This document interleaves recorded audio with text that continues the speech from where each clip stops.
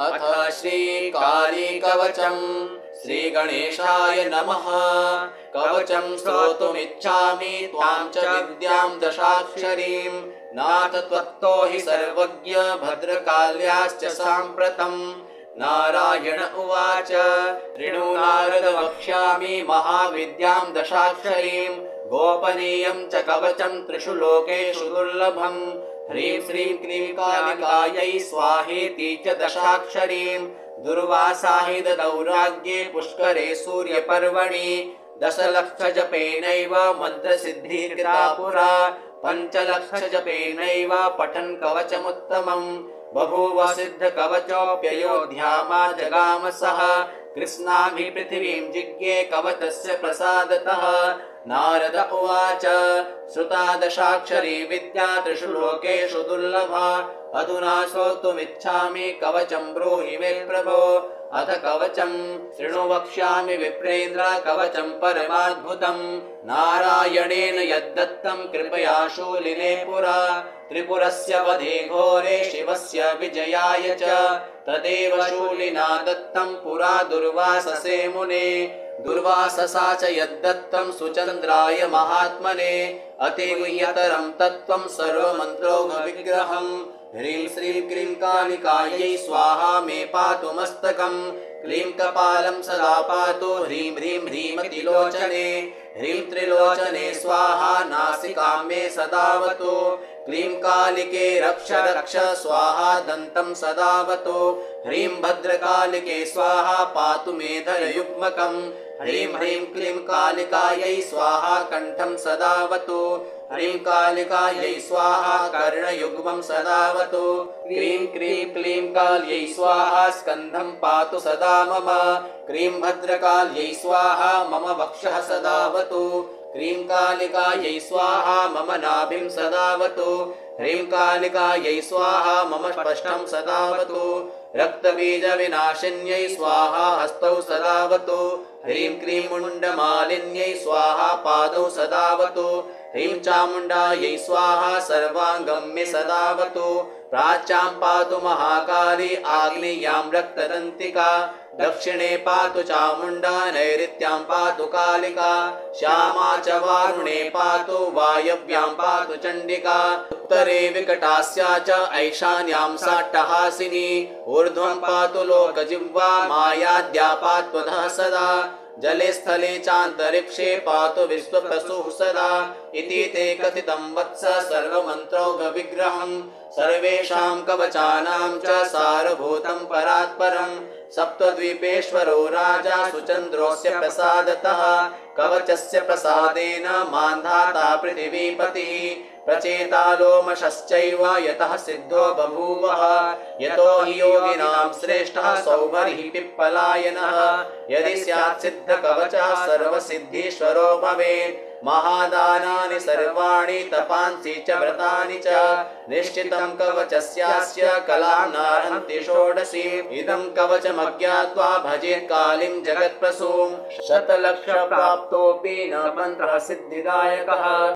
कवचं श्रोतुमिच्छामि त्वां च विद्यां दशाक्षरीं। नाथ त्वत्तो हि सर्वज्ञ भद्रकाल्याश्च साम्प्रतम्। नारायण उवाच ऋणु नारद वक्ष्यामि महाविद्यां दशाक्षरीं। गोपनीयं च कवचं त्रिषु लोकेषु दुर्लभम्। ह्रीं श्रीं क्लीं कालिकायै स्वाहेति च दशाक्षरीं। दुर्वासाहि ददौराज्ञे पुष्करे सूर्यपर्वणि। दशलक्षजपेनैव मन्त्रसिद्धिर्कृता पुरा। पञ्चलक्षजपेनैव पठन् कवचमुत्तमम्। बभूव सिद्धकवचोऽप्ययोध्यामा जगाम सः। कृत्स्नाभि पृथिवीं जिज्ञे कवचस्य प्रसादतः।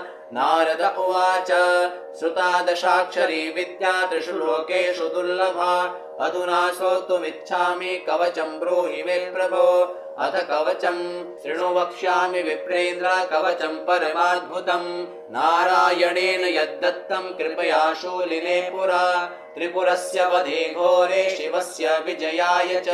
तदेव शूलिना दत्तं पुरा दुर्वाससे मुने। दुर्वाससा च यद्दत्तं सुचन्द्राय महात्मने अतिगुह्यतरं तत्त्वं सर्वमन्त्रोघविग्रहम् ह्रीं श्रीं क्लीं कालिकायै स्वाहा मे पातु मस्तकम् क्लीं कपालं सदा पातु ह्रीं ह्रीं ह्रीमतिलोचने ह्रीं त्रिलोचने स्वाहा नासिकां मे सदावतु क्लीं कालिके रक्ष रक्ष स्वाहा दन्तं सदावतु ह्रीं भद्रकालिके स्वाहा पातु मे धरयुग्मकम् ह्रीं ह्रीं क्लीं कालिकायै स्वाहा कण्ठं सदावतु ह्रीं कालिकायै स्वाहा कर्णयुग्मं सदावतु क्लीं क्लीं क्लीं काल्यै स्वाहा स्कन्धं पातु सदा मम क्लीं भद्रकाल्यै स्वाहा मम वक्षः सदावतु क्लीं कालिकायै स्वाहा मम नाभिं सदावतु ह्रीं कालिकायै स्वाहा मम स्पष्टं सदावतु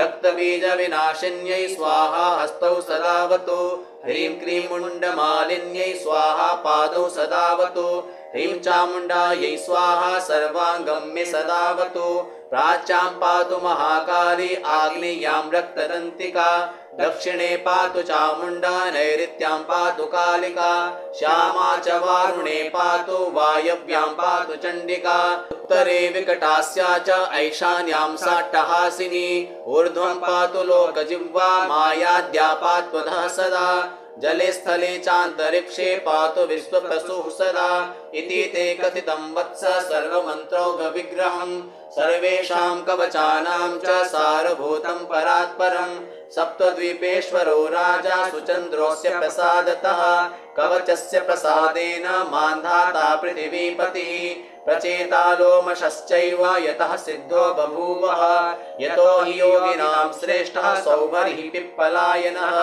यदि स्यात् सिद्धकवचः सर्वसिद्धीश्वरो भवेत् महादानानि सर्वाणि तपांसि च व्रतानि च निश्चितं कवचस्यास्य कलां नार्हन्ति षोडशी इदं कवचमज्ञात्वा भजेत् कालीं जगत्प्रसूं शतलक्षप्राप्तोऽपि न मन्त्रः सिद्धिदायकः कवचं स्तोतुमिच्छामि त्वां च विद्यां दशाक्षरीं नाथ त्वत्तो हि सर्वज्ञ भद्रकाल्याश्च साम्प्रतम् नारायण उवाच ऋणु नारद वक्ष्यामि महाविद्यां दशाक्षरीं गोपनीयं च कवचं त्रिषु लोकेषु दुर्लभम् ह्रीं श्रीं क्लीं कालिकायै स्वाहेति च दशाक्षरीं दुर्वासाहि ददौ राज्ञे पुष्करे सूर्यपर्वणि दशलक्षजपेनैव मन्त्रसिद्धिः कृता पुरा पञ्चलक्षजपेनैव पठन् कवचमुत्तमम् बभूव सिद्धकवचोऽप्ययोध्यामा जगाम सः कृत्स्नाभिः पृथिवीं जिज्ञे कवचस्य प्रसादतः नारद उवाच श्रुता दशाक्षरी विद्या त्रिषु लोकेषु दुर्लभा अधुना श्रोतुमिच्छामि कवचं ब्रूहि मे प्रभो अथ कवचं शृणु वक्ष्यामि विप्रेन्द्र कवचं परमाद्भुतं नारायणेन यद्दत्तं कृपया शूलिने पुरा त्रिपुरस्य वधे घोरे शिवस्य विजयाय च तदेव शूलिना दत्तं पुरा दुर्वाससे मुने दुर्वाससा च यद्दत्तं सुचन्द्राय महात्मने अतिगुह्यतरं तत्त्वं सर्वमन्त्रोघविग्रहम् ह्रीं श्रीं क्लीं कालिकायै स्वाहा मे पातु मस्तकम् क्लीं कपालं सदा पातु ह्रीं ह्रीं ह्रीमतिलोचने ह्रीं त्रिलोचने स्वाहा नासिकां मे सदावतु क्लीं कालिके रक्ष रक्ष स्वाहा दन्तं सदावतु ह्रीं भद्रकालिके स्वाहा पातु मे धरयुग्मकम् ह्रीं ह्रीं क्लीं कालिकायै स्वाहा कण्ठं सदावतु ह्रीं कालिकायै स्वाहा कर्णयुग्मं सदावतु क्लीं क्लीं क्लीं काल्यै स्वाहा स्कन्धं पातु सदा मम क्लीं भद्रकाल्यै स्वाहा मम वक्षः सदावतु क्लीं कालिकायै स्वाहा मम नाभिं सदावतु ह्रीं कालिकायै स्वाहा मम स्पष्टं सदावतु रक्तबीजविनाशिन्यै स्वाहा हस्तौ सदावतु ह्रीं क्लीं मुण्डमालिन्यै स्वाहा पादौ सदावतु ह्रीं चामुण्डायै स्वाहा सर्वाङ्गं मे सदावतु प्राच्यां पातु महाकाली आग्नेयां रक्तदन्तिका दक्षिणे पातु चामुण्डा नैऋत्यां पातु कालिका श्यामा च वारुणे पातु वायव्यां पातु चण्डिका उत्तरे विकटास्या च ऐशान्यां साट्टहासिनी ऊर्ध्वं पातु लोकजिह्वा मायाद्या पात्वधः सदा जले स्थले चान्तरिक्षे पातु विश्वप्रसूः सदा इति ते कथितं वत्स सर्वमन्त्रौघविग्रहं सर्वेषां कवचानां च सारभूतं परात्परं सप्तद्वीपेश्वरो राजा सुचन्द्रोऽस्य प्रसादतः कवचस्य प्रसादेन मान्धाता पृथिवीपतिः प्रचेता लोमशश्चैव यतः सिद्धो बभूवः यतो हि योगिनां श्रेष्ठः सौभरिः पिप्पलायनः यदि स्यात् सिद्धकवचः सर्वसिद्धीश्वरो भवेत् महादानानि सर्वाणि तपांसि च व्रतानि च निश्चितं कवचस्यास्य कलां नार्हन्ति षोडशी इदं कवचमज्ञात्वा भजेत् कालीं जगत्प्रसूं शतलक्षप्राप्तोऽपि न मन्त्रः सिद्धिदायकः।